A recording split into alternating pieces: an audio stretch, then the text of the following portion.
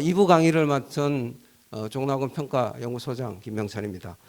이번 수능 시험 결과를 보니까 국어가 상당히 어렵게 나온 걸로 결과가 나왔죠, 그죠? 그래서 국어의 표준 점수 최고점이 144점이 나왔습니다. 상당히 높은 점수인데요. 표준 점수 최고점이 높다는 것은 그만큼 시험이 어려웠다, 이렇게 이제 우리가 해석을 해야 되고요. 반면에 이제 수학은 가나형이 모두 표준점수 최고점이 137점. 이건 이제 적절한 난이도 시험이었다, 이렇게 이제 우리가 분석을 해볼 수 있고요. 반면에 이제 영어는 상당히 쉽게 출제가 됐습니다. 그래서 영어가 1등급 비율이 12.7%, 상당히 많은 학생들이 1등급을 받았습니다. 그죠? 이 영어는 뭐 이 코로나 상황을 조금 감안해서 쉽게 출제를 한 게 아닌가, 이렇게 우리가 이제 분석을 해볼 수 있는데요. 그래서 국어가 어려웠기 때문에 올해 입시에서는 국어가 변수가 될 거다, 뭐 이런 얘기가 많이 나오고 있죠, 그죠? 그래서 국어의 표준점수 최고점이 높기 때문에 국어를 잘 보는 학생들이 상당히 유리하다, 뭐 이런 이제 분석이 나오고 있는데요. 이 얘기는 맞는 얘기긴 하지만, 근데 이제 한편으로 이걸 좀 분석을 해보면 국어를 잘 본 학생들 중에서 아주 탑으로 잘 본 학생들, 그러니까 구체적으로 말씀을 드리면 100분위가 한 97점 이상인 학생들한테는 이 국어를 잘 본 것이 굉장히 큰 이점이 되는데요. 그렇지만 뭐 한 1등급 컷이라고 할 수 있는 96점 정도까지 내려오면 100분위가 그렇게 큰 의미는 없습니다. 예를 들어서 지금 국어의 1등급 컷을 보면 표준 점수가 131점이거든요. 그러니까 100분이 96이죠. 그런데 수학의 경우는 가형이 130점, 나형은 131점이기 때문에 차이가 없어요. 그래서 사실 국어가 변수다, 국어의 영향이 크다, 이 얘기는 맞는 얘기지만 이 얘기는 국어를 아주 탑으로 잘 본 학생, 구체적으로 말씀을 드리면 100분이 97점 이상의 학생들한테 해당이 되는 얘기입니다. 그러면 일반적으로 어떤 학생이 유리하냐, 뭐 이걸 말씀을 드리면, 일반적으로 말씀을 드리면 반영 비율이 높은 과목을 잘 본 학생이 유리합니다, 일반적으로. 그죠? 그런데 이게 이제 대학별로 다 다르고 또 뭐 계열별로도 다르고 그렇잖아요. 그죠? 그렇기 때문에 내가 잘 본 과목의 반영 비율이 높은 그 대학이나 계열을 찾는 것, 이게 이제 어떤 중요한 변수가 될 수 있다, 이렇게 우리가 생각을 해야 됩니다. 그래서 자연계열부터 한번 영역별 반영 비율을 한번 좀 살펴보겠는데요.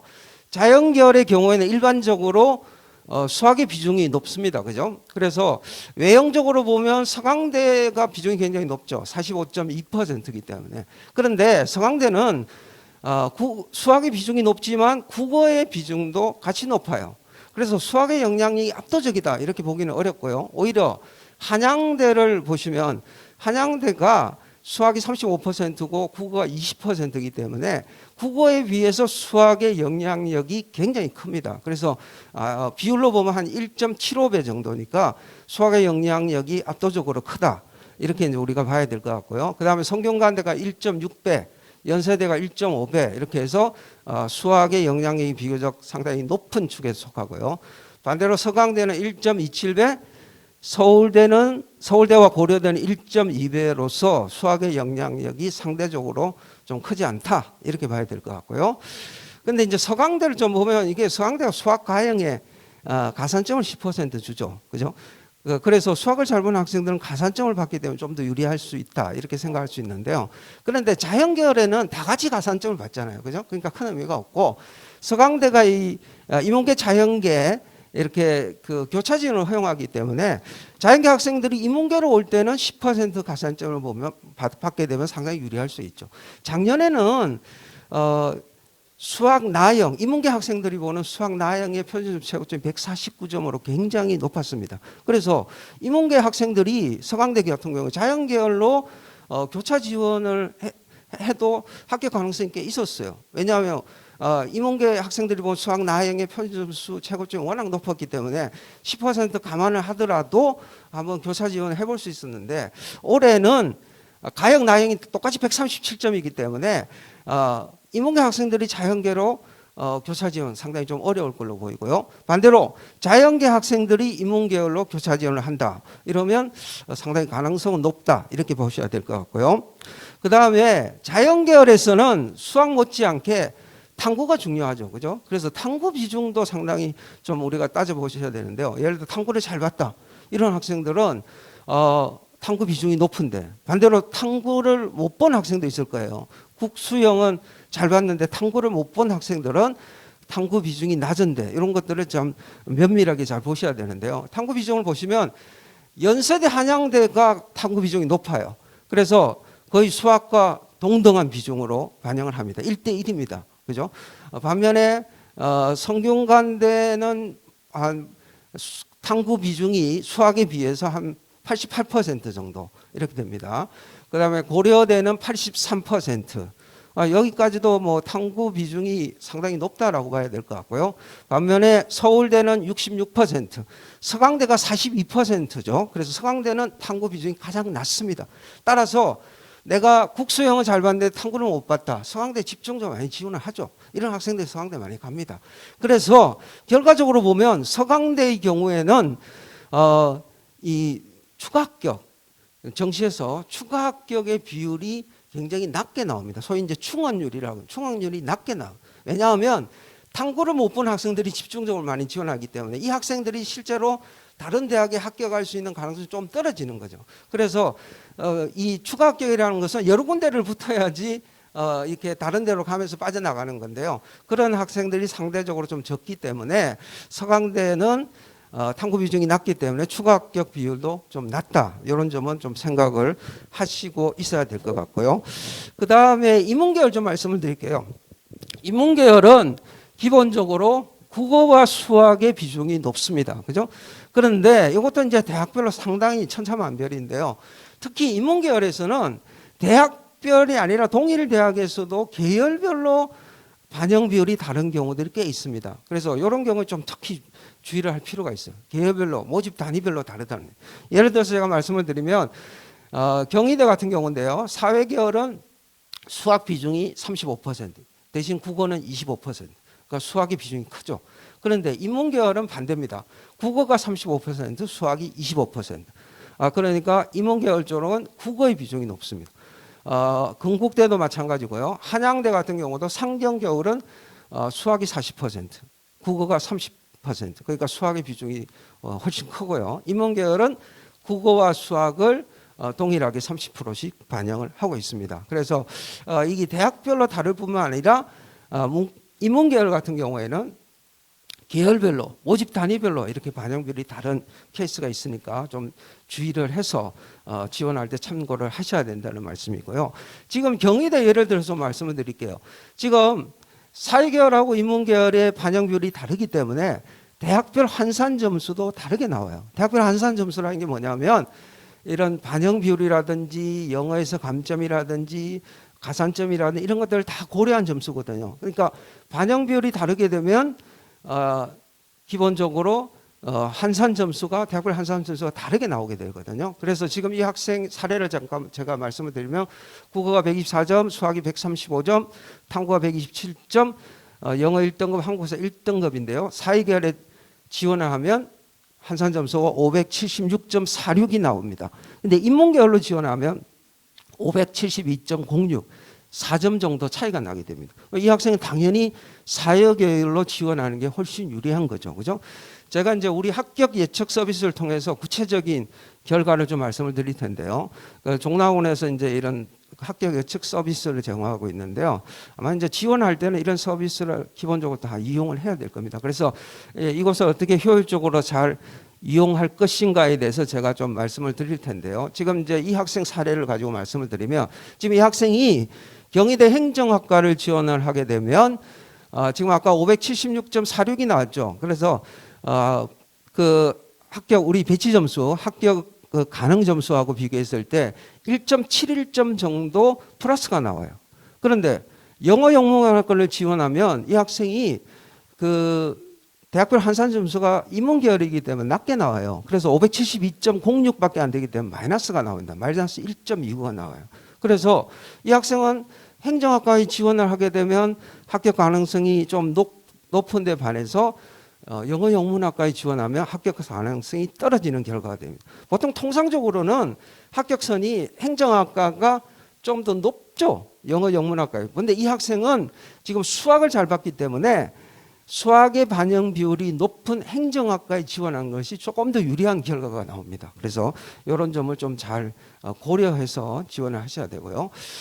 그런데 지금 이제 우리가 영역별 반영 비율이 중요하다. 그래서 영역별 반영 비율에 따라서 내가 유리한지 불리한지 이런 거 잘 따져보셔야 된다고 하셨잖아요. 그죠? 그래서 지금 이제 성적표 받고 본격적으로 정시 준비를 할 텐데요. 우선 가장 중요한 부분이 뭐냐면 내 성적을 잘 분석을 해서 나의 강점이 뭐고 약점이 뭐고 이걸 잘 파악을 해야 되는 거예요.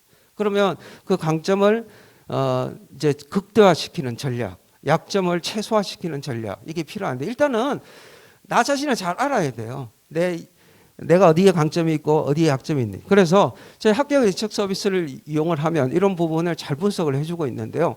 영역별 분석이라는 데를 들어가면 내가 동점자 평균과 비교해서 어떤 과목에서 어느 정도 강점이 있고 약점이 있는지를 정확하게 분석을 해주고 있습니다.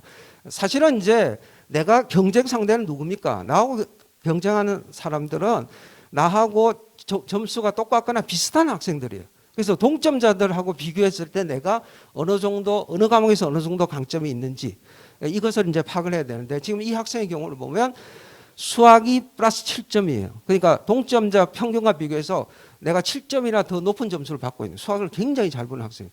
반대로 국어는 마이너스 3점, 탐구도 마이너스 4점이죠. 그러니까 국어와 탐구는 약간의 약점이 있다. 이렇게 우리가 지금 분석을 해주고 있는데요. 이런 것을 통해서 자신을 정확하게 판단하는 것이 굉장히 중요합니다. 그래서 일단은 자기 자신을 잘 알아야 된다. 그래서 그런 부분들에 대해서 잘 분석을 하고요. 또 하나 중요한 것은 지원을 할 때도 마찬가지예요. 지원을 할 때도 자기 자신에 대해서 조금 정확하게 자기 자신을 좀 명확하게 좀 이해한다 그럴까요? 그래서 예를 들어서 이런 겁니다. 내 목표가 뭔지, 예를 들어서 내가 탑 10 대학에 꼭 가려고 하는 건지, 아니면 인서울만 해도 만족하는 건지, 아니면 지방대까지 내가 가겠다. 아니면 뭐 전문대학도 좋다. 이런 자기의 어떤 목표나 생각을 분명히 정리할 필요가 있어요. 근데 이게 이제 뭐 혼자만의 것이 아니라 예를 들어서 뭐 부모님하고도 의견 차이가 있을 수 있으니까 잘 서로 좀 합의를 봐야 되겠죠. 제가 이제 컨설팅 이렇게 하게 되면 가끔 부모님하고 이렇게 자녀하고 같이 오게 되면 컨설팅 하는 동안에 계속 이렇게 뭐 의견이 달라가지고 뭐 경우에 따라서 싸우는 경우까지 있습니다. 그래서 이런 경우에는 사실은 정말 적절한 전략이 나오기 어렵거든요. 그래서 뭐 경우에 따라서는 뭐 내가 올해는 내가 생각했던 만큼 성적이 너무 안 나왔으니까 재수를 해서 내가 목표를 달성하겠다. 이렇게 생각할 수도 있는 거죠. 그죠? 그래서 이런 부분들이 좀 명확하게 정리가 돼야만 확고한 그런 전략이 나와서 결과가 좋을 수 있습니다. 그죠? 그래서 재수도 지금 뭐 고민을 하고 있는 그런 우리 학부모님들도 많이 있을 텐데요. 내년에도 뭐 사실은 이제 이런 코로나 상황이 빨리 끝날 것 같지 않기 때문에 뭐 학원 선택 이것도 굉장히 중요할 것 같고요. 그래서 이건 뭐 조금 다른 얘기입니다만은 근데 뭐 재수 1년을 더 투자해서 또 목표를 달성하는 거 지금 뭐 사실은 그 재학생들의 거의 한 3분의 1 가까이가 지금 재수를 하고 있기 때문에 이것도 하나의 선택지라고 생각을 할 수 있을 것 같고요. 그래서 이제 종로학원의 경우에는 뭐 내년도 이런 상황도 있고 해서 전부 이제 소수 정예반으로 그렇게 이제 운영할 계획을 갖고 있는데요. 사실 이제 종로학원이 소수 정예반을 생각한 것은 이 코로나 상황 때문에 생각은 아니고요. 이 맞춤형 그런 학습이라든지 그런 학습 효과를 극대화하기 위해서 사실 오래전부터 준비를 했던 건데요. 지금 이제 코로나 상황이 되면서 좀 더 학생들이 좀 편안하게 재수를 할 수 있는 그런 여건을 좀 만들어 줄 수 있지 않을까 그런 생각을 하고 있고요. 지금 얘기가 좀 딴 데로 갔는데 지금 그 영역별 반영 비율에서 우선 내가 어떤 과목에서 어느 정도의 강점이 있고 어느 정도의 약점이 있는지 이걸 잘 따져야 된다. 이걸 먼저 말씀을 드리고요. 그다음 영어도 하나의 이제 중요한 변수인데요. 영어가 지금 올해 1등급이 12.7% 나왔기 때문에 상위권 대학들, 그러니까 수도권의 상위권 대학들은 대부분 1등급 학생들이 지원한다 이렇게 봐야 될 것 같고요. 그래서 만일에 내가 2등급을 받았다 이러면 상당한 불이익을 감수를 해야 됩니다. 그래서 우리가 우리 합격 예측 서비스의 영역별 분석에 보면 영어 부분이 있어요. 저기 보시다시피 지금 동점자 평균을 보면 1등급인데 이 학생이 2등급을 받았어요. 이 학생은 상당한 불이익을 감수할 수밖에 없는데요. 그 불이익이 정도가 대학별로 천차만별입니다. 예를 들어서 인문계열을 보면 아주대 같은 경우는 8점, 한국외대는 7점이기 때문에 굉장히 불이익이 크죠. 여기는 굉장히 치명적입니다. 경인고대, 숙명여대, 연세대, 홍익대도 5점이기 때문에 굉장히 이 영어가 2등급으로 이 됨으로 인해서 받는 그런 타격이 굉장히 큰 대학이죠. 그 반면에 고려대, 동국대, 서강대는 1점, 서울대는 0.5점. 그러니까 이런 대학들은 영어가 2등급이라고 하더라도 그 PA 정도가 상당히 상대적으로 적다 이렇게 볼 수 있고요. 서울교대 같은 경우는 3등급 이내야 합격이 되죠. 그죠? 그러고 2등급이라도 점수가 감점이 되지는 않습니다. 그죠? 이런 특이한 그런 경우도 있고요. 자연계열은 아주대는 역시 8점이기 때문에 역시 굉장히 치명적인 그런 감점을 받는다 이렇게 봐야 되고요. 숙명여대, 연세대, 홍익대는 5점, 경희대는 4.8점이기 때문에 역시 여기도 영어의 영향력이 상당히 큰 대학이라고 볼 수 있고요. 반면에 고려대, 동국대, 서강대는 1점, 서울대는 0.5점이고요. 건국대는 인문계열은 4점을 감점하는 데 비해서 자연계열은 감점을 하지 않습니다. 그래서 이렇게 또 계열별로도 차이가 있기 때문에 이런 점에 조금 유의해서 볼 필요가 있고요. 그 다음에 이제 제가 말씀드릴 것은 아까 합격 예측 서비스 활용법에 대해서 조금 말씀을 드렸는데요. 지금 이제 이번에 성적표 받았을 때 표준 점수가 있고 백분위가 있고 등급이 있잖아요. 그죠? 등급은 이제 수시에서 활용이 되는 거고요. 이 표준 점수 백분위가 있는데 상위권 대학들은 대부분이 다 표준 점수를 반영을 합니다. 그죠? 근데 중위권 대학에 가면 표준 점수 반영 대학과 백분위 반영 대학이 나눠져 있어요. 그렇기 때문에 내가 지금 표준 점수에 유리한지 백분위가 유리한지 이것도 좀 따져보셔야 되는데요.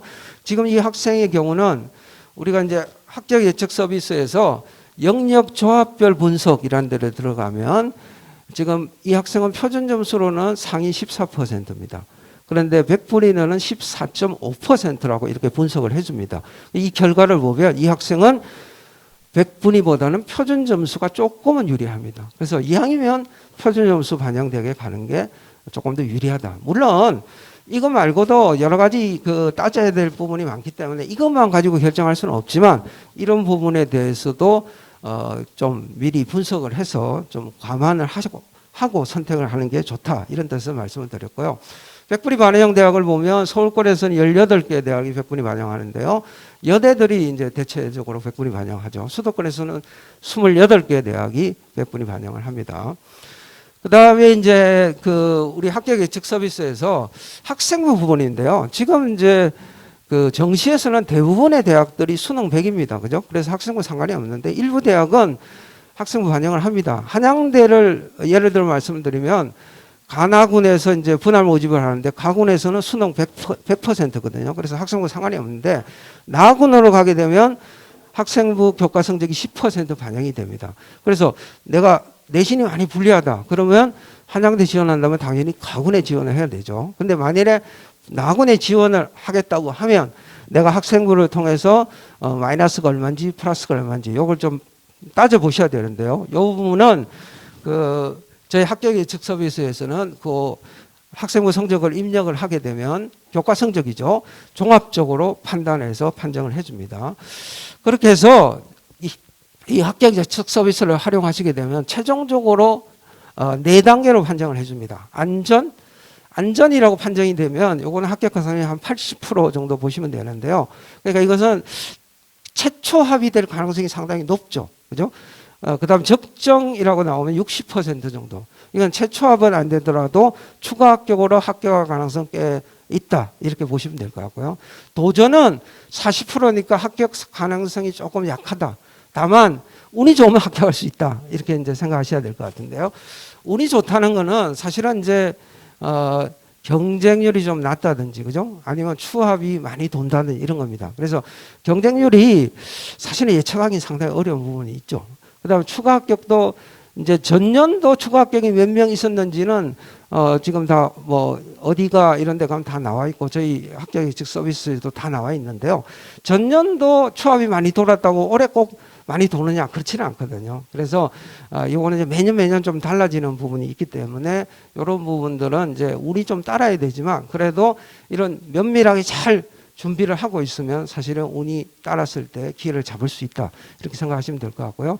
그 다음에 위험은 합격 가능성이 20% 이하. 이런 경우는 사실은 이제 펑크가 난다든지 이런 경우에 이제 합격을 기대할 수 있는 정도로 합격 가능성이 일반적으로 높지 않다. 이렇게 보셔야 되는데요. 그래서 이런 이제 판정 기준을 가지고 이제 지원할 때 적절하게 잘 조합을 해야 되겠죠. 그래서 지원의 기회가 3번이 있으니까, 그죠? 근데 3번 다 안전 지원을 한다. 이것은 어떻게 보면 조금 뭐 영리한 게 아니겠죠, 그죠? 셋 다 붙는다고 해도 큰 의미가 없잖아요, 그죠? 그래서 보통 이제 잘 적절하게 조합을 해야 되는데, 예를 들어서 안전을 한 군데 선택을 하면 나머지는 적정 도전을 이렇게 적절하게 조합을 한다든지 이런 것들이 이제 일반적인 그런 지원 할 때 어떤 조합이죠, 그죠? 그런데 이건 이제 학생의 상황이나 그 학생의 어떤 의지에 따라서 달라질 수 있는 겁니다. 그죠? 예를 들어서 내가 올해는 뭐 꼭 가겠다 이러면 안전을 2군데 할 수 있는 거고요. 그죠?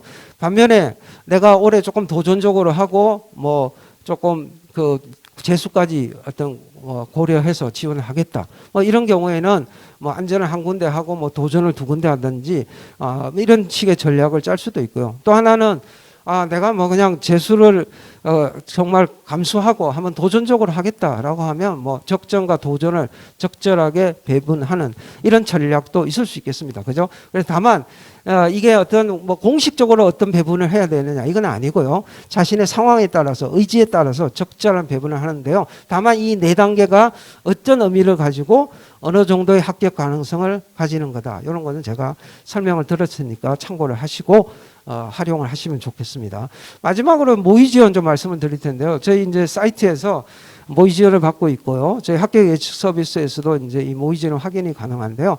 이 모의 지원을 하게 되면 일단 이제 내 위치 보기를 보면 지금 모집 인원이 몇 명인데 지원자가 몇 명이고 뭐 이런 것들이 잘 나와 있고요. 그 다음에 경쟁률은 얼마인지. 그래서 지금 내 위치가 여기 보시면 구동으로 나와 있네요. 그죠? 지원자들 중에서. 근데 이 등수도 중요하지만 점수대를 잘 보셔야 돼요.